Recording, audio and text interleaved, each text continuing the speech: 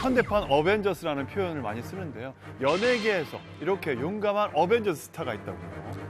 오늘 가장 먼저 소개해드릴 어벤져스 스타는요, 바로 스타 중의 스타, 탑 오브 탑, 이효리 씨입니다. 근데 이효리 씨는 뭐 워낙에 의리 넘치는 분으로도 유명하잖아요. 지난 2009년에 이효리 씨가 전 소속사와 계약이 만료됐는데 당시 이효리 씨 하면 정말 황금알을 낳는 거위였어요. 지금도 그렇죠, 뭐. 그렇죠. 네. CF면 CF, 뭐 작품, 앨범 내면 앨범, 무대면 무대, 공연이면 공연, 뭐든 될 때였는데 그때 제가 취재한 바로도 여러 기획사에서 한 계약금으로만 일시불로 20억 정도 준다는 데가 적지 않았어요. 근데 그때 핑크 시절부터 같이 했던 길종화 대표라고 있어요. 이분이 신생 기획사를 차렸어요.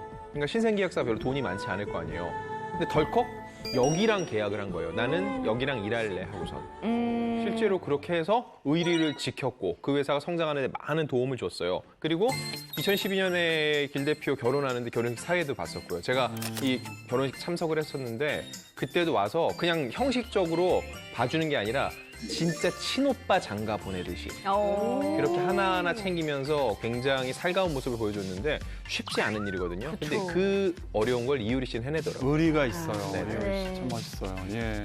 그리고 또 하나 생각나는 아이가 있죠. 순심이. 이효리 씨가 예. 2011년에 유기견 보호소에서 봉사를 하던 중에 이 순심이를 만났는데 안락사 직전에 있던 개를 입양하게 된 것을 시작으로 동물과 환경 보호 운동을 시작을 하게 됐고요. 또 최근에도 선행을 했는데 정말 훈훈한 소식이에요.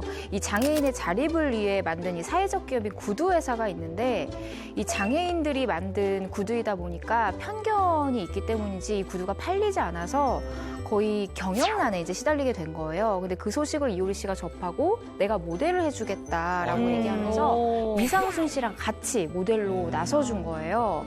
근데 매진이 됐다고 합니다. 부부에 예. 모델 해주고 나서.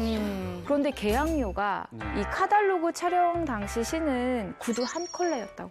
이건 정말 멋지네. 대단하다. 심지어 정말 이거는 아무나 할 수 있는 게 아니에요. 정말.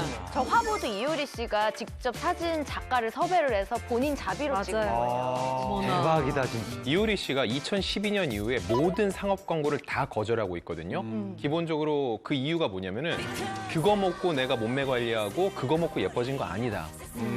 어느 순간 대중을 속인다는 느낌이 들었어요. 그래서 CF를 안 하기로 한 게 벌써 8년째거든요. 근데 대단하다. 저기에는 사실 이효리 씨 지금 쓰려면 못해도 단발 광고 한 10억은 줘야 될 텐데 그 정도의 자기 재능 기부를 했다고 볼 수 있어요. 네. 마음이 너무 순수해요. 그런 효리 씨가 시민을 구했다라는 이야기가 있는데 이건 또 어찌 된 일인지요? 지금으로부터 14년 전 2006년으로 거슬러 올라갑니다.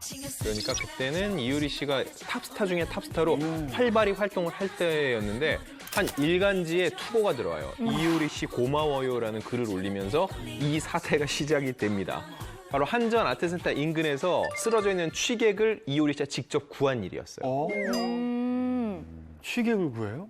아니 새벽에 일을 마쳤으면 무지 피곤했을 텐데 그 상태에서 이효리 씨 지나치지 않고 그 취객을 구했다 이런 거죠? 이효리 씨의 선행은요 3단계에 걸쳐 이루어집니다. 첫 네. 번째는요 지나가다가 이 취객을 발견했는데 그냥 지나칠 수도 있는데 구조를 해야겠다. 저대로는 안 되겠다는 마음을 먹고 차를 세워서 그 취객에 다가갑니다. 두 번째는요. 일단 이 사람이 귀가도 안 하고 전화도 안 받고 있을 거 아니에요. 취한 상태니까는. 그러니까 휴대폰을 찾아서 가족들에게 직접 전화를 해서 안심을 시켰어요. 그 다음에 가도 될 텐데 이효리 씨는 그 동생이 현장에 와서 취객을 챙겨서 갈 때까지 기다려줬어요. 가족이 올 때까지. 그렇죠. 이 안심 귀가 서비스를 해준 겁니다. 진짜 대단하네요. 근데 사실 다른 것보다 이 여자 연예인들은 취객을 이렇게 이렇게 선뜻 도와주기가 사실은 조금 무서운, 겁나죠. 네, 예. 무서운 경우가 맞아요. 있어요. 무슨 일을 맞아. 뭐 당할지 모르고 뭐에 휘말릴지 모른다는 걱정 때문에. 근데 이렇게 1시간이나 기다리면서 또 선뜻 도움을 줬다니까 뭐 특별한 뭐 사연이나 혹시 이유가 있었던 건가요? 이효리 씨가 혼자 있었던 건 아니고 사실 옆에 스타일리스트 분이 함께 있었더라고요. 그렇기 때문에 그 새벽에 아무래도 좀 기다리는데 좀 가능하지 않았을까 싶은 생각이 드는데요. 그래도 1시간가량 기다리는 게 쉽지가 않잖아요. 그럼요. 그래서 알아보니까 이효리 씨가 취객을 외면하지 못한 데에는 사연이 있었습니다. 과거 이효리 씨가 정말 연예계에서 소문난 애주가였잖아요. 그런 이효리 씨가 2004년도, 그러니까 26살 때 뉴욕으로 화보 촬영을 떠난 적이 있어요. 근데 뉴욕에서 화보 촬영을 다 하고 나서 거기서 만난 가이드 분이랑 이제 평소에 주량을 넘게 술을 마셨다고 합니다. 그런데 눈을 뜨면 숙소여야 되는데 이분이 눈을 떴더니 여기가 병원 응급실이었대요. 너무 놀라서 더 옆을 돌아봤더니 나랑 어제 같이 마셨던 가이드는 계속해서 이렇게 기절한 상태로 누워서 잠을 자고 있는 거죠. 와, 대박. 이효리 씨도 그러니까 취객일 때 누군가의 도움을 받은 기억이 있었군요. 그렇죠. 한국도 아니고 뉴욕에서 그런 일이 있었던 거는 더 위험할 수 있었는 건데 아무 일 없는 게 너무 다행인 것 같아요. 사실 이 사건 이후로 술 취해서 이 거리를 지나다니고 이렇게 헤매고 다니는 사람들을 보면은 걱정부터 앞서서 도와주게 됐다고 하고 그래서 그 취객 또한 가족에게 무사히 돌아갈 수 있었던 것 같아요. 그러니까 취해 본 사람이 그 마음을 알죠. 네. 최근 이효리 씨와 이상순 씨가 부부동반으로 소속사 계약을 체결하며 앞으로의 행보도 큰 주목을 받고 있는데요. 두 사람의 선한 연행력뿐만 아니라 활발한 연예계 활동도 기대해 보도록 하겠습니다. 제가 마포 살 때 집 앞에 이제 도착을 했는데 취객 한 분이 굉장히 위험하게 이렇게 왜 도로하고 인도 그 턱에 앉아서 계속 이렇게 고개를 밑으로 떨구시는데 차가우면 어떡하려고. 그러니까요. 저는 이제 이태원에 워낙 취객분들 많이 있어서 그때마다 좀 깨우고 뭐 파출소가 바로 옆이니까 그렇게 그냥 저는 그렇게 해왔었어요. 그래서 연락하고. 저 때도 이제 그렇게 했는데 저 때 옆에 이제 슈퍼마켓에 뭐를 사러 오신 분이 그걸 사진을 찍어서 어디에 올렸어요. 그래서 이제 제가 이제 이분 빨리 술 깨라고 이제 꿀물 사서 이제 드리고 경찰분 오실 때까지 이제 기다리고 해서 이제 그게 또 알려져가지고 나중에 연락이 와서 감사패를 주시더라고요.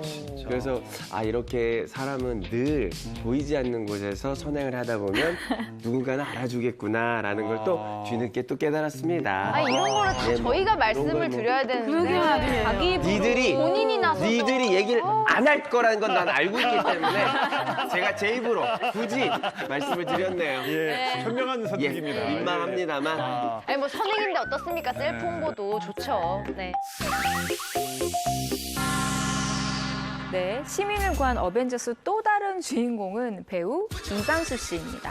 이광수 씨. 이광수 씨요? 아. 이광수 씨 뭐 예능 프로그램에서 맨날 배신의 아이콘 아니었어요? 그죠. 사실 방송 이미지만 보면은 약간 불의를 보면은 제일 먼저 도망갈 것 같아요. 그렇지. 맞아, 캐릭터인데 일본 실제는 타마. 굉장히 또 다른가 봐요. 그럼요, 착하죠. 네. 예. 네, 사실 이광수 씨 별명이 배신기린이잖아요. 실제로는 전혀 그렇지 않습니다. 저는 이 선행이야말로 좀 진정하다고 생각이 들었던 게 즉석에서 할 수 있는 그런 선행이 아니거든요. 실제로 2010년에 어려움에 처한 시민을 구했는데 이 선행 당시에는 알려지지 않았는데 이광수 씨가 어떤 사건을 해결해주기 위해서 법원에 증인으로 출석하면서 아이고. 이 사건과 선행이 알려졌습니다. 네. 굉장히 적극적으로 도와주네요. 진짜 쉽지 않은 일이죠. 선행인데 선행을 하고 법원에 이제 증인으로까지 출석까지 했다면은 이게 좀 심각한 문제였던 거예요. 그러니까요. 네, 일단 이광수 씨가 사람을 구한, 이 시민을 구한 사건은 모델로 활동하던 2009년도의 일인데요. 네, 이광수 씨가 공대 아르미 광고를 찍어서 인지도를 한참 올리던 그때였어요. 경기도 양평으로 회사에서 MT를 떠났었는데 이 장소에서 선행을 펼치게 됩니다. MT 장소 근처에 왜 항상 작은 슈퍼마켓들이 있잖아요. 있죠. 그래서 자신이 무슨 물건을 사러 슈퍼마켓에 딱 갔는데 그 문을 열자마자 아주 놀라운 광경을 보게 됩니다. 노부부가 피를 흘리면서 바닥에 쓰러져 있어요. 어머머머머. 이거 보통 일이 아닌데. 사실 슈퍼마켓에 노부부가 쓰러져 있다. 이거는 그냥 영화나 드라마에서나 그러니까. 나올 법한 장면인데. 말씀하신 대로 영화, 드라마 혹은 뉴스 속에서나 네. 볼 수 있는 장면인데 피를 흘리고 쓰러져 있는 이 노부부 옆에는 술 취한 중년 남성이 한 명 또 서 있었대요. 정황상 이 장면만 딱 봤을 때 누가 봐도 이 술에 취한 중년 남성이 노부부를 폭행했을 가능성이 굉장히 높잖아요. 근데 거기서 판단을 한 거죠. 이미 술에 취해서 저 정도의 일을 저지를 사람이면 내가 개입하는 순간 또 다른 폭행이 있을 수 있잖아요. 그래서 이광수 씨의 판단은 빨리 경찰에 신고를 그럼요, 하고 빨리.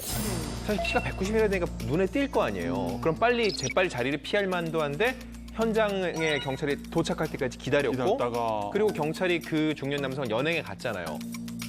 경찰서까지 따라가서 본인이 야. 목격한 걸 그대로 진술을 한 거예요. 사실 이 시기에 양평이면은 CCTV가 없을 확률이 높습니다. 증거가 없을 때 가장 중요한 거는 증언이죠. 증인이에요. 증인의 맞아요. 증언이 제일 중요하기 어. 때문에 이광수 씨의 역할이 굉장히 중요할 수밖에 없었던 거죠.